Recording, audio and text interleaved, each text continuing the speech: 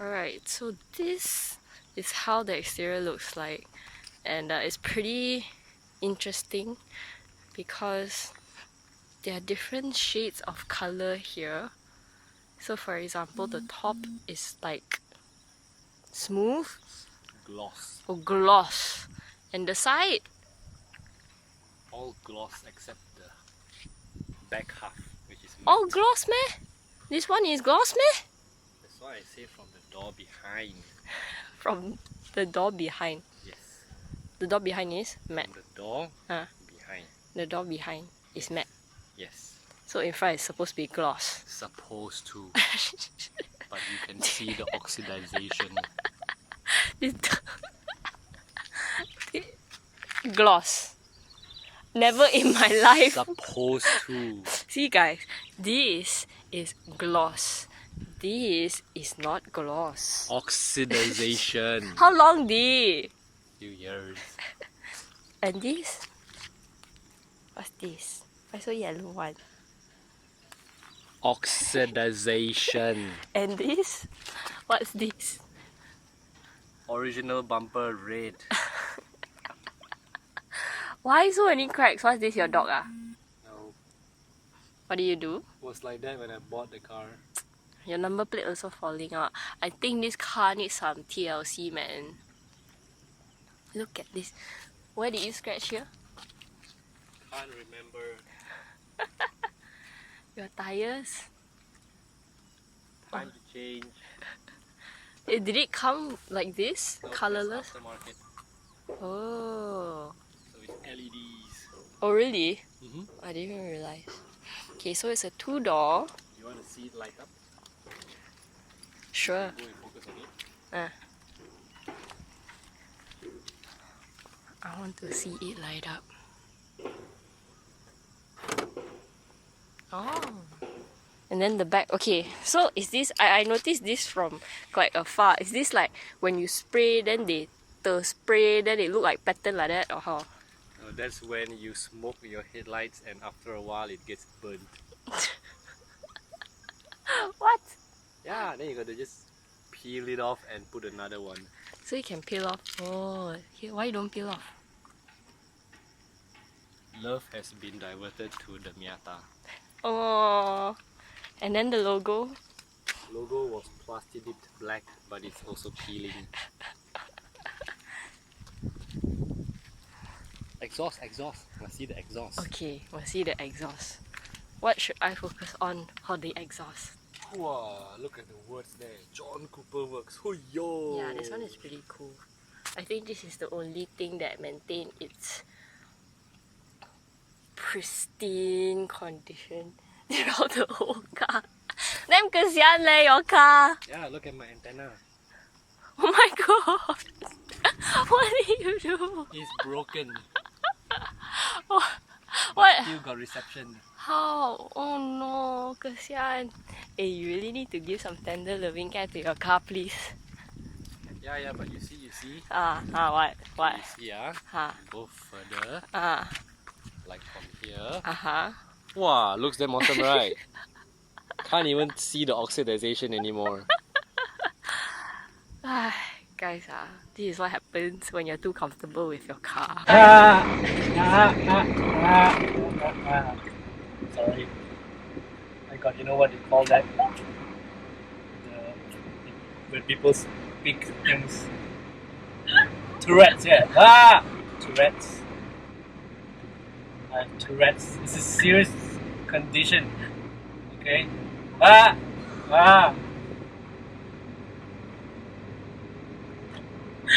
my god, no. I cannot wait.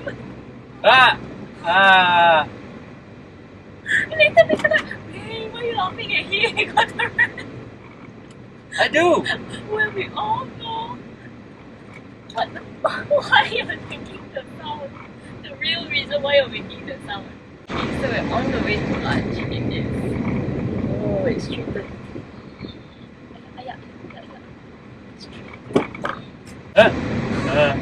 What's that sound? My Tourette's? So when have you gotten this Tourette's thing? About 2 minutes ago. Why is that? Uh, uh.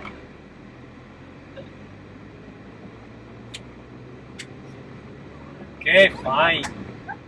Why are My you trying to... clutch pedal is squeaking. And I didn't want it to be on the video. Why is it squeaking? I have no idea. Some spring or device. So is this a brand new car? Nope.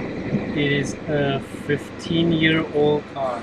How long have you had it? 7 years. It's a R53 John Lewis. So why this model specifically? It's the only model approved by my then girlfriend. It was between this and the RX-8. Then why did you decide to buy a used car instead of a brand new one? Because no money. Is that really the reason? One glamour with less money. So buy used car lor. Do you regret? I somewhat do because In what the sense? maintenance is really expensive. But I don't regret having the experience. But if you ask me, would I change my mind if I went back 7 years ago? I probably would. So which one would you have gotten like 7 years ago? Not an RX-8. Then what? A I brand new don't car? Would it still be a brand new car or a used car? No. Okay, well, the reason why I believe in brand new cars is because I do not like the exorbitant tax that inflates the price of cars in Malaysia.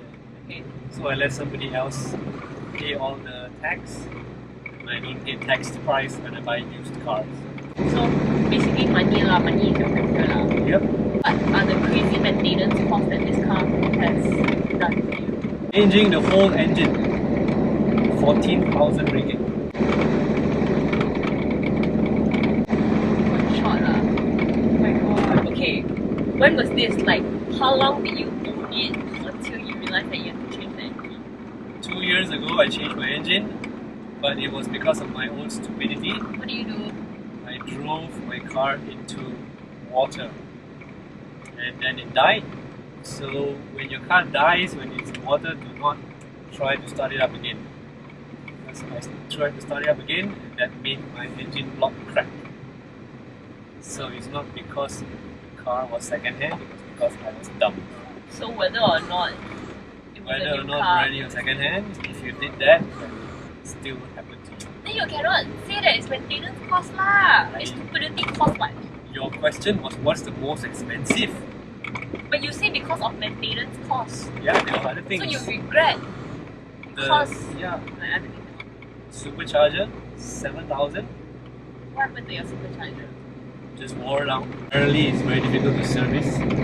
So mechanics recommendation for supercharger is always if it's spoiled, just change to new. So just a supercharger Yeah. and Had a recurring problem with my brake pulley.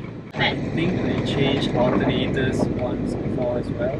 Changed the radiator fan assembly before also.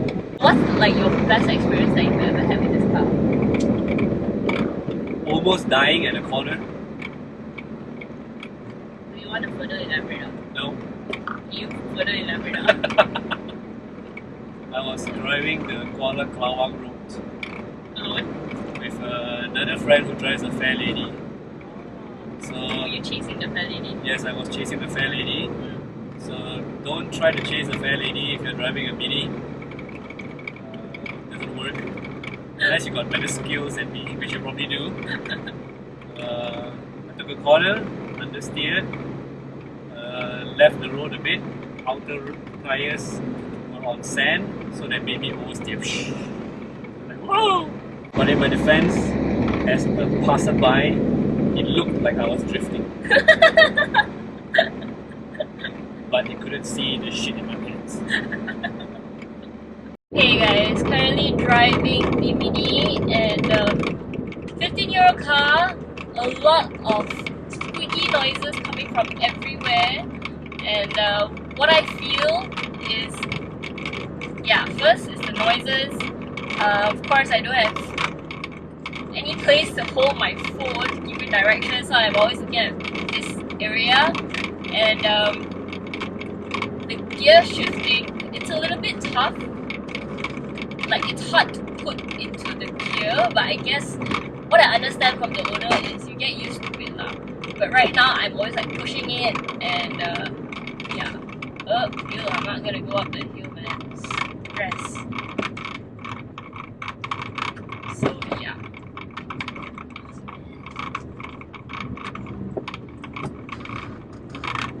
I hate hill so much. Okay, so happened I'm on a hill. I'm just going to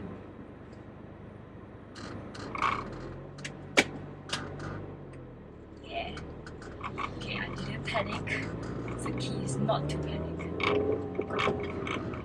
I did the handbrake thing, but I know if you're professionals, you don't do the handbrake thing. So yeah, as you can tell, I'm kind of freaking out because fuel is low. I need directions to go to where I'm supposed to go, and I'm supposed to do a video. So as you can see, my shooting is a little bit keras, but I like the feeling of the Mini. I get why it was one of his picks, because it actually is quite a nice car to drive now. I mean, the handling, you can feel it, like when I point it goes, it's relatively light. I feel that it's light, but it's really on very stiff suspension lor. Like, can you hear everything that's going on? It's quite crazy. Turn right to 50 Port John Kuala Selangor. And the signals, right?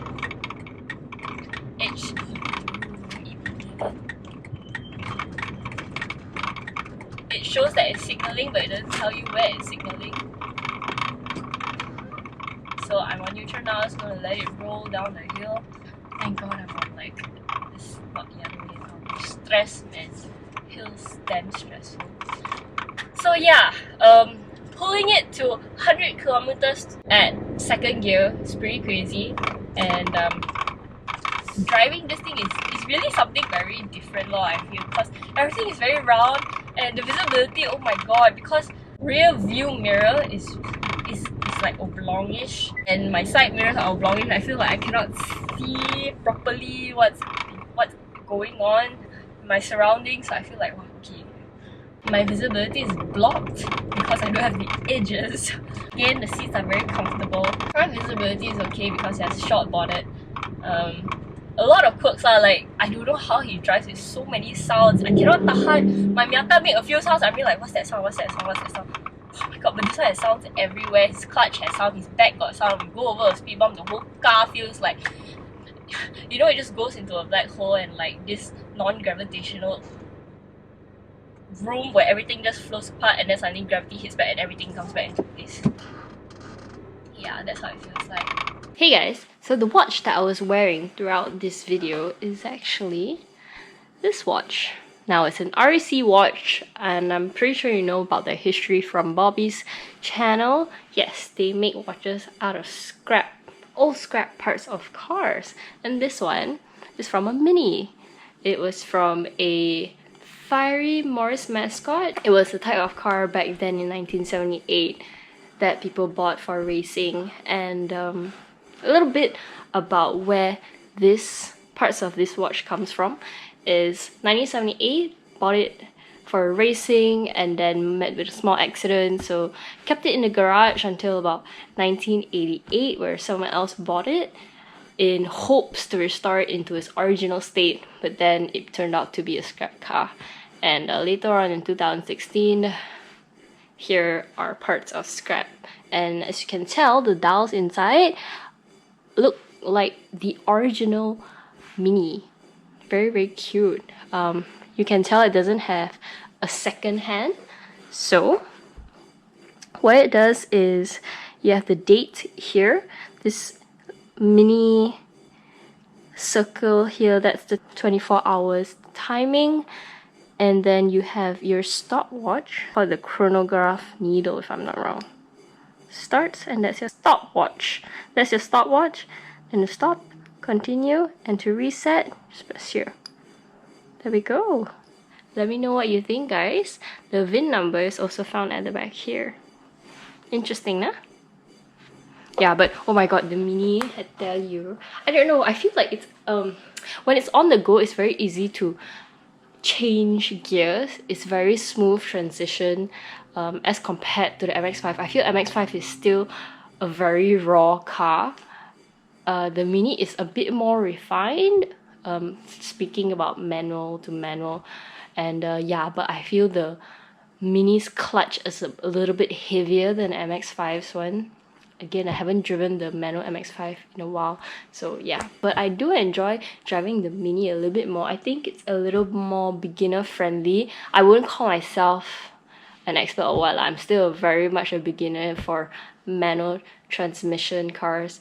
So yeah, I felt it was less harder to mati engine because there was that torque there, and it's easier to know, you know, when you change gear and then you have to throttle, there's that sync, there's that perfect timing where you change gear and then you throttle. I feel it's easier to achieve that in the Mini as compared with the MX-5. But then again, I really don't drive them that often. It's really every now and then I just like, hey, yeah, I want to drive. So yeah, my friends are nice enough to like, yeah, okay, you drive lah. And hopefully I don't burn the clutch as much. So yeah, that's my take on it. And yeah, bye. Guys, one cool thing that I found out is inside the box where you get the watch, there's this RAC, the origin of your watch. When you go inside, there's the registration card copy of the card. This is pretty cool. Like I can see who was the previous owner, how much it weighed. Though yeah, it's really blur, and it's in another language. So, but it is pretty cool. Check it out.